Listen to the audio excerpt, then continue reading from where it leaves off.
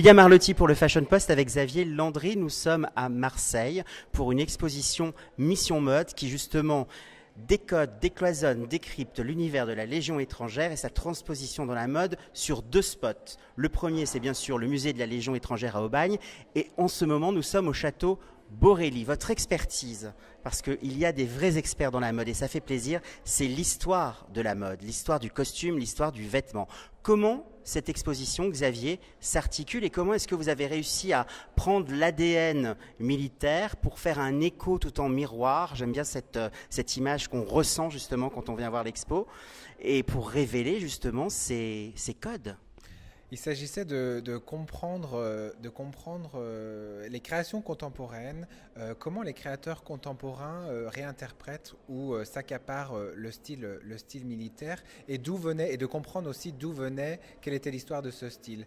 Et du coup, il s'appuie sur les collections de la Légion étrangère et de l'armée de terre en général, essayer de comprendre quelles sont les interactions, les connexions entre ces deux univers, comment les créateurs de mode, que ce soit les grands couturiers, ou les créateurs, comment ils ont pris ce vocabulaire stylistique tant dans les formes que dans les détails, au travers de la couleur kaki, de l'imprimé camouflage, de vêtements eux-mêmes, que ce soit le treillis, la parka ou la saharienne, qui est la salle dans laquelle nous nous trouvons.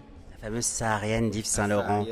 Ce qui est assez amusant, c'est que quand on pense à la Légion étrangère, à l'armée, moi j'ai eu en venant vous voir, ce flash de Jane Fonda qui était arrêtée avec une veste militaire quand elle militait justement contre la guerre au Vietnam. Il y a aussi l'idée de détourner le vêtement militaire pour être dans une dimension un peu plus hippie, peace and love, cool. Mais aujourd'hui, comment est-ce que les créateurs de mode, eux, captent justement comme un chirurgien, je dirais, esthétique, les éléments du militaire pour les réincorporer dans leur dressing? Est-ce qu'on est dans de la rigueur? Est-ce qu'on est dans du minimalisme? Est-ce qu'on est dans de la folie? Comment est-ce que cette transformation s'opère?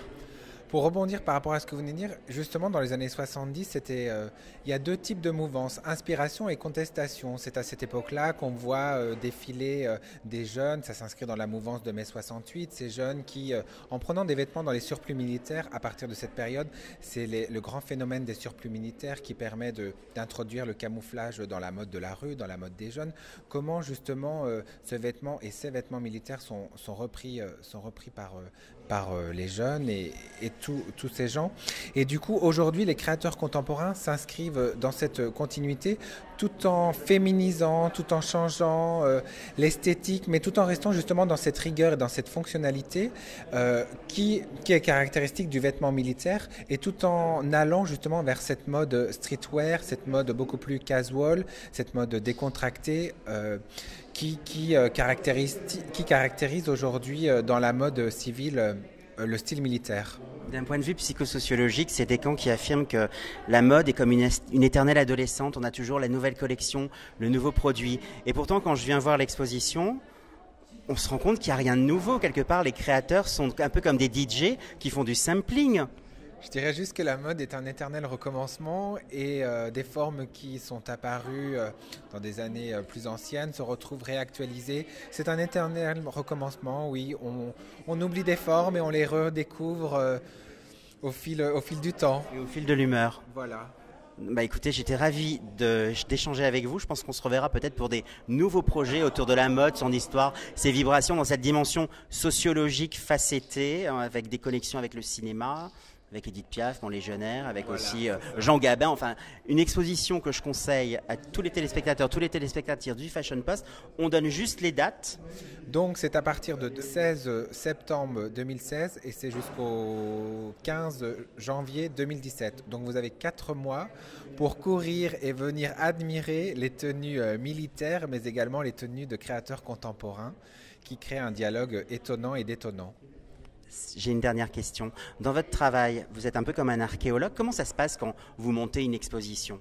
Là, c'est une question qui est plus personnelle en général. Vous fouillez, vous cherchez, vous vous référencez. J'aimerais connaître votre processus. En fait, cette exposition, ça fait 2 ans là qu'on la prépare. Et l'exposition j'ai commencé un travail très important de recherche documentaire, de dépouillement dans les bibliothèques, dans la poussière, des revues, des magazines. Et du coup, c'est un travail assez prenant, mais qui justement permet d'alimenter le propos de l'exposition et qui sert de base pour tout projet d'exposition. Et ensuite, on a été frappé à la porte de différentes maisons de couture parisiennes, différents musées pour nous prêter des objets. Et du coup, c'est un travail assez énorme, mais qui est très gratifiant et très... de la recherche et du résultat. Et du résultat, voilà. Et du glamour, même en camouflage. Merci beaucoup, Xavier. Merci à vous, au revoir.